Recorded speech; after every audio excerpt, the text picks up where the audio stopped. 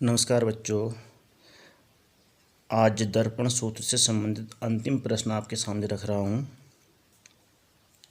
उस दर्पण की फोकस दूरी व नाम ज्ञात कीजिए जिसके ध्रुव से 10 सेंटीमीटर आकार के बिंब को 25 सेंटीमीटर की दूरी में रखने पर सीधा एवं आभासी प्रतिबिंब दुगना आकार का प्राप्त होता है। किरण आरेख भी दें।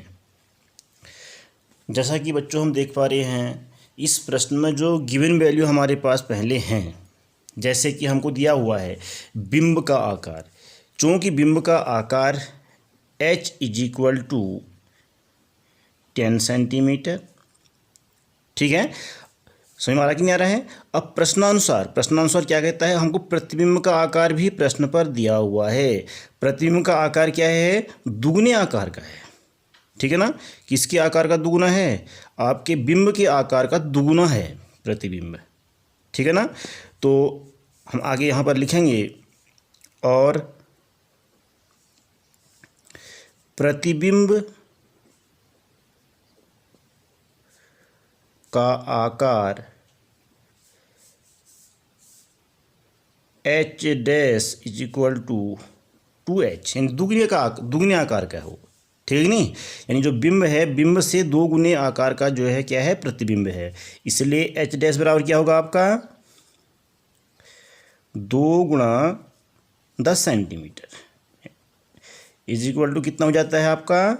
20 सेंटीमीटर।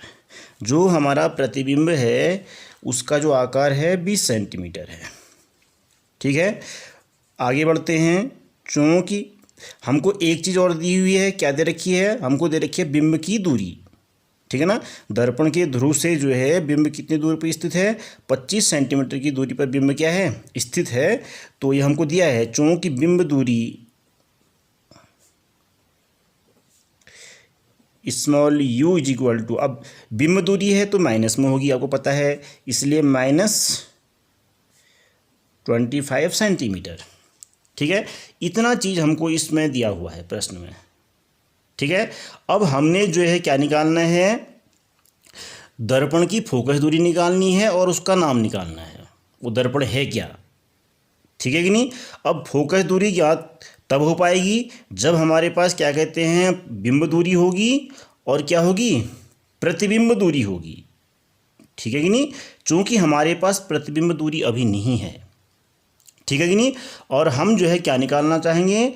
प्रतिबिंब दूरी निकालना चाहेंगे, और वो जो है आपके दर्पण सूत्र से नहीं निकलेगा, वो निकलेगा आवर्धन सूत्र से। क्योंकि हमको क्या दिया गया है?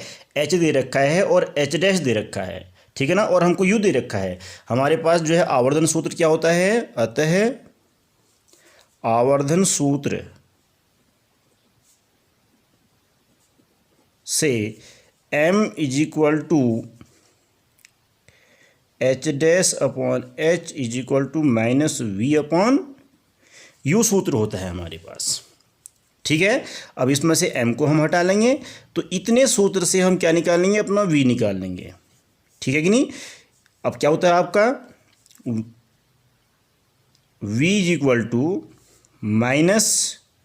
-h dash u upon h, ठीक है। ये सूत्र बन गया हमारा। बना कि नहीं बना? हमने क्या निकालना है? v निकालना है। तो v के लिए हमने क्या करें? पक्षांतर करते हुए हम क्या कर लेंगे? v वाला फॉर्मूला इस प्रकार से क्या कर लेंगे? प्राप्त कर लेंगे। और इस फॉर्मूले पर हम क्या करेंगे? अब जो ये हमारे मान दिए हुए हैं, ठीक है ना, इन मानों को रख देंगे। v = माइनस, तो माइनस ऑलरेडी पहले से है, h डैश कितना है? h डैश है आपका 20 सेंटीमीटर, और सीधा एवं आभासी प्रतिबिंब है। याद रखना, सीधा एवं आभासी प्रतिबिंब का जो आप क्या कहते हैं, जो आपकी क्या होती है, प्रकृति होती है, उसके लिए इसका चिन्ह क्या होगा? प्लस में होगा, ठीक है। ऑलरेडी प्लस में है वो, ठीक हो गया। 20 सेंटीमीटर इंटू 20 सेंटीमीटर इंटू, अब u का मान कितना है? बिंब दूरी देखिए, बिंब दूरी -25 सेंटीमीटर, 25 सेंटीमीटर अपॉन h का मान 10 सेंटीमीटर। सेंटीमीटर से सेंटीमीटर क्या कर लेंगे? कैंसिल कर लेंगे, ठीक है ना। और आपका माइनस से क्या हो जाएगा, माइनस कैंसिल हो जाएगा और 10 से 22 टाइम कैंसिल हो जाएगा और v इज इक्वल टू क्या प्राप्त होता है, 25 टू जा यानी 50 सेंटीमीटर। ठीक है बेटा, बात समझ में आ गई कि नहीं आ गई। ये जो है क्या होगी, आपका प्रतिबिंब दूरी होगी है। ठीक है ना। अब प्रतिबिंब दूरी देखेंगे कितनी है, 50 सेंटीमीटर है और जो काहे में प्राप्त हो रखी है, प्लस में प्राप्त हो रखी है। इसका मतलब जो आपका प्रतिबिंब बन रहा है वो दाहिनी ओर बन रहा है, दर्पण के ध्रुव से दाहिनी ओर बनता है। अब ऐसी कंडीशन में हमारा जो दर्पण है वो आपका उत्तल भी हो सकता है, अवतल भी हो सकता है। ध्यान रखना, अवतल दर्पण में जो है सबसे लास्ट वाली जो स्थिति आपने पढ़ी थी, मुख्य फोकस और ध्रुव के बीच में जब बिंब होता है तो उसका प्रतिबिंब दर्पण के ध्रुव के दाईं ओर, ठीक है ना, दर्पण से पीछे उसके दाईं ओर क्या होता है, सीधा एवं आभासी प्रतिबिंब प्राप्त होता है। एक स्थिति ये है, हो सकती है ये स्थिति हो, ठीक है ना, चूंकि दुगुना प्रतिबिंब है तो इसका मतलब स्थिति यही है। ठीक है ना। और उत्तल दर्पण जो होता है, उत्तल दर्पण में तो ऑलरेडी क्या होता है, प्रतिबिंब बिंब से क्या होता है, हमेशा छोटा ही प्राप्त होता है। ठीक है ना। इसलिए जो आपका जो अवतल दर्पण के द्वारा जो प्रतिबिंब निर्माण आपने देख रखा है उसमें सबसे अंतिम वाली जो स्थिति आपने देख रखी है, बिंब की स्थिति और उसके द्वारा बनने वाले प्रतिबिंब की स्थिति, वही जो है स्थिति ये लग रही है। ठीक है ना, वही स्थिति है, 100% लगभग वही स्थिति है ये। ठीक है कि नहीं। अब हम जो है यहाँ से क्या करेंगे, अब हम जो है फोकस दूरी ज्ञात कर लेंगे। ठीक है ना। हमारे पास जो है प्रतिबिंब दूरी ज्ञात होगी है उनको, प्रतिबिंब दूरी, प्रतिबिंब दूरी। अब जो है हम क्या करेंगे, यहाँ से अब हम फोकस दूरी ज्ञात करने के लिए दर्पण सूत्र पर जाएंगे। अतः दर्पण सूत्र से अब हमने निकालना क्या है, फोकस दूरी 1/f is equal to 1/v plus 1/u, ये सूत्र है आपका। ठीक है, फोकस दूरी याद करने के लिए दर्पण सूत्र है ये। अब हम यहाँ पर जो है इनके मानों को रख लेंगे। हमको जो है u पहले से दिया हुआ है, v का मान हमने यहाँ पर ज्ञात कर लिया है, इनके मान रख लेंगे। 1/v का मान कितना है, प्रतिबिंब दूरी आपकी 50 सेंटीमीटर, ये 50 सेंटीमीटर, प्लस u का मान हमको दिया हुआ है यहाँ पर, ये बिंब दूरी -25 सेंटीमीटर। अब आगे बढ़ते हैं। 1/f is equal to 1/50। अब प्लस माइनस आपको दिख रहा है ये यहाँ पर, प्लस माइनस, ठीक है ना, प्लस माइनस क्या बन जाएंगे, माइनस हो जाएगा, -1/25। ये टोटल दोनों के लिए कॉमन हो गया सेंटीमीटर। ठीक है, 1/f इज इक्वल टू 50 और 25 का एलसीएम कितना होगा आपका, 50 होगा। ठीक है, 50 वन टाइम क्या कहते हैं 1 से गुणा करेंगे तो ऊपर भी 1 से गुणा करेंगे, -25 को 2 से गुणा किया तो ऊपर भी 2 से गुणा किया। ठीक है, centimetre. 1/f is equal to, ये +1 है -2 है, घटेंगे, अपोजिट जो चिन्ह होते हैं वो हमेशा घटते हैं, तो -1/50 सेंटीमीटर। ठीक है, तो अब इसका हम व्युत्क्रम कर लेंगे, f इज इक्वल टू, इसका भी व्युत्क्रम कर लेंगे -50 सेंटीमीटर। ठीक है बेटा, तो इस प्रकार से हमारी फोकस दूरी क्या होगी है, ज्ञात होगी है। फोकस दूरी। अब यहाँ पर ध्यान देंगे, जो ये फोकस दूरी है काहे में आ रखी है, माइनस में आई है। ठीक है ना, और ये फोकस दूरी किस दर्पण की जो है ऋणात्मक में होती है, आपको पता है। जो फोकस दूरी जो ऋणात्मक में होती है वो हमेशा किस दर्पण की होती है, अवतल दर्पण की होती है। ठीक है ना, हम लिख लेंगे अतः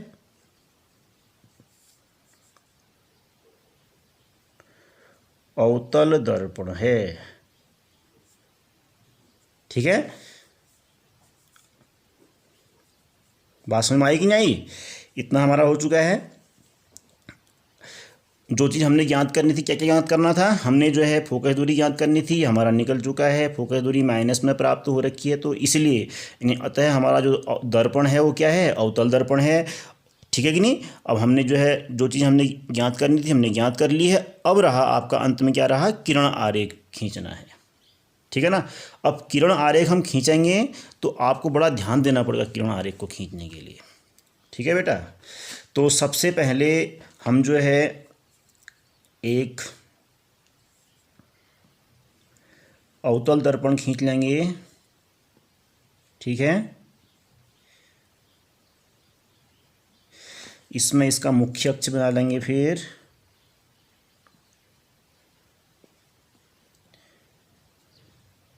मुख्य अक्ष। तो पट्टी टूटी है तो एक जगह कट लगेगा, उसको थोड़ा ध्यान पूर्वक समझना। यहाँ पर टूटा हुआ है, मुख्य अक्ष थोड़ा और आगे बढ़ाना पड़ेगा।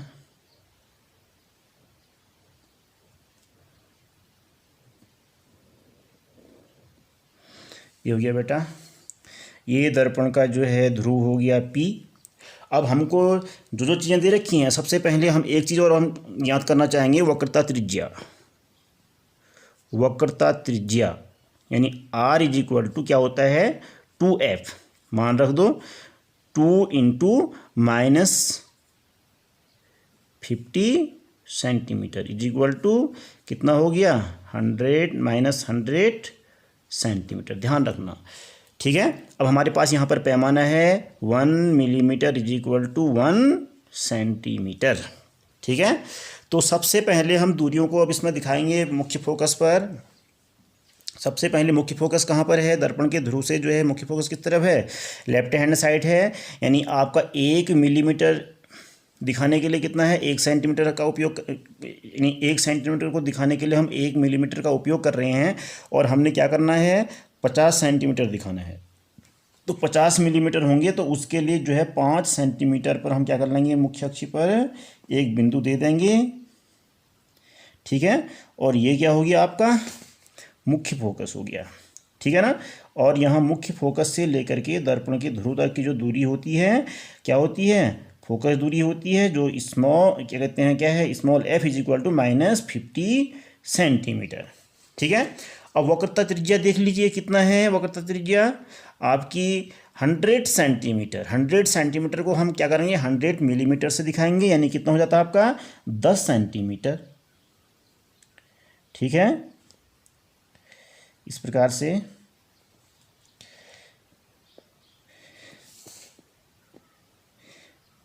ये आपका C हो गया, ठीक है। और यहाँ तक की जो दूरी है आपकी, यानी capital R is equal to -100 centimetre, ठीक है बेटा। अब हम यहाँ पर जो है बिंब दूरी देखेंगे। हमको बिंब दूरी दे रखी है, कितनी दे रखी है, -25 सेंटीमीटर, यानी दर्पण के ध्रुव से लेफ्ट हैंड साइड में। यानी अब 25 सेंटीमीटर को हम दिखाने के लिए क्या करेंगे, 25 मिलीमीटर का उपयोग करेंगे। और जो 25 मिलीमीटर बराबर क्या होता है आपका 2.5 सेंटीमीटर, इस प्रकार से ये हो गया। यहाँ पर हमारा हो गया आपका बिंदु B हो गया, ठीक है। यानी जो आपका जो बिंब होता है, बिंब का नीचे वाला जो बिंदु होता है क्या होता है, मुख्य अक्ष के साथ लगा हुआ बिंदु B है ये, ठीक है। अब यहाँ से हम जो है प्रतिबिंब दूरी देखिए, प्रतिबिंब दूरी कितनी है, पहले हम बिंब को बना लेते हैं। बिंब की आकार कितना है 10 सेंटीमीटर, यानी 1 सेंटीमीटर से हम उसको दिखा लेंगे। मैं 2 से दिखा रहा हूँ तो इसका मतलब यहाँ मेरी पटरी कट हो रखी है, तो इसलिए मैं ऐसा कर रहा हूँ बेटा, मैं 1 से ही खींचूँगा। अब मैं यहाँ से खींचूँगा ये, ठीक है। यानी ये AB हो गया आपका, ठीक है। अब दूसरा है प्रतिबिंब, ठीक है कि नहीं। अब प्रतिबिंब को भी हम जो है हमने निकाल रखा है, प्रतिबिंब का आकार कितना है, ये 20 सेंटीमीटर है, ठीक है ना। पहले उसकी दूरी, प्रतिबिंब दूरी जो हमारी है 50 सेंटीमीटर है, देख लीजिए लेफ्ट राइट हैंड साइड में, क्योंकि प्लस में आ रखी है ना, दर्पण के ध्रुव से राइट हैंड साइड में, यानी 50 सेंटीमीटर है। तो हमको क्या दिखाएंगे, 50 मिलीमीटर से दिखाएंगे। और 50 मिलीमीटर बराबर क्या हो जाता है आपका 5 सेंटीमीटर हो जाता है, ठीक है। यहाँ पर ये बिंदु क्या कहलाएगा, B डैश कहलाएगा, ठीक है ना। और इसका आकार भी हमको दे रखा है, चलो हम आकार आज खींच लेते हैं, ठीक है, कोई दिक्कत नहीं है। अब आकार बाद में भी खींच लेंगे, तो खींच ही लो इसको, ठीक है। ये हो गया आपका, यानी ए वाला जो सिरा है इसका क्या है, ए डैश है। इतना समझ में आ गया बेटा, सब हमने जो है दूरियां दे रखी हैं, दे दी हैं। अब जो है हम क्या करेंगे, आपका जो बिंब है, बिंब के ए वाले बिंदु से हम एक किरण को क्या करेंगे, मुख्य अक्ष के समानांतर खींच लेंगे, इस प्रकार से ये आपतित किरण होगी। और ये आपतित किरण जो है परावर्तित होकर के कहाँ से निकलेगी, दर्पण के क्या कहते हैं, जो क्या कहते हैं मुख्य फोकस है, मुख्य फोकस से निकलते हुए परावर्तित होगी, इस प्रकार से ये ऐसे परावर्तित हो रही है।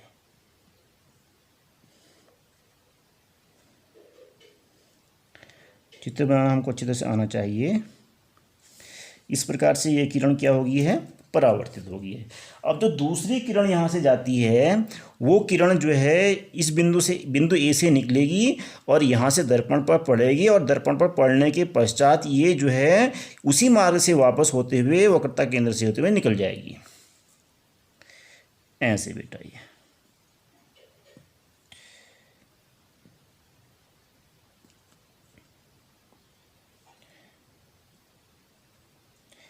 ये आपतित हुई और ऐसे ही क्या होगी, आपकी परावर्तित होगी। आपतित किरण भी है और ये क्या है, परावर्तित किरण भी है। अब देखो आगे, अगर इन दोनों किरणों को हम आगे बढ़ाते हैं तो क्या होता है, ये परावर्तित किरणों को बढ़ाओ आगे को, तो इनके बीच की चौड़ाई क्या हो रही है, लगातार बढ़ते जा रही है, ठीक है ना। अब यहाँ की तरफ चौड़ाई बढ़ रही है, तो क्या ये एक दूसरे को यहाँ कहीं पर प्रतिच्छेद कर पाएंगे, क्या कभी प्रतिच्छेद नहीं करेंगे इस तरफ, ठीक है ना। ये जो है दर्पण के पीछे, ठीक है ना, यहाँ एक दूसरे को प्रतिच्छेद करेंगी, कहाँ पर करेंगे, बिंदु ए डैश पर करेंगी, ठीक है ना। यानी प्रतिच्छेद करती हुई प्रतीत होंगी। जब प्रतिच्छेद करती हुई प्रतीत हो रही हैं तभी हमारा जो ये प्रतिबिंब ए डैश बी डैश है क्या हो रहा है, आभासी प्राप्त हो रहा है, ठीक है ना। सीधा तो है ही है क्योंकि मुख्य अक्ष से ऊपर की तरफ बना हुआ है, सीधा है, ठीक है ना। और यहाँ से हमारी डॉटेड लाइन जाएगी, यानी हम डॉटेड लाइन डाल सकते हैं, डैश लाइन डाल सकते हैं, ठीक है ना। उसके द्वारा हम क्या करेंगे, प्रकाश किरण को दर्शाएंगे इस प्रकार से।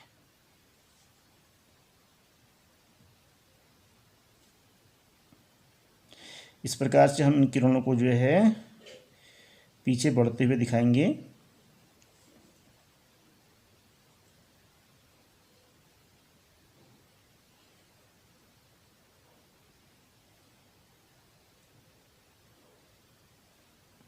ये ठीक है ना।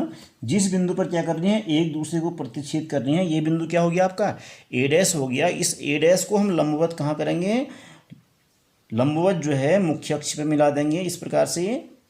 और मुख्य अक्ष पर जो ये बिंदु होता है क्या कहलाता है, ये बी डैश कहलाता है। और इस प्रकार से ए डैश बी डैश क्या होता है, आपको प्रतिबिंब प्राप्त हो जाता है, ठीक है ना। और ये जो दूरी है आपकी यहाँ से यहाँ तक की जो दूरी है, ये है small v is equal to 50 centimetre, ठीक है बेटा। तो इस प्रकार से हमने क्या कर लिया, इस प्रश्न का किरण आरेख भी क्या कर लिया है, खींच लिया है, ठीक है। अब जो है न्यूमेरिकल आप लोग स्वयं बनाएंगे, ठीक है ना। मैं कुछ न्यूमेरिकलों को आपको अपनी तरफ से दूंगा, आप लिख करके, ठीक है ना।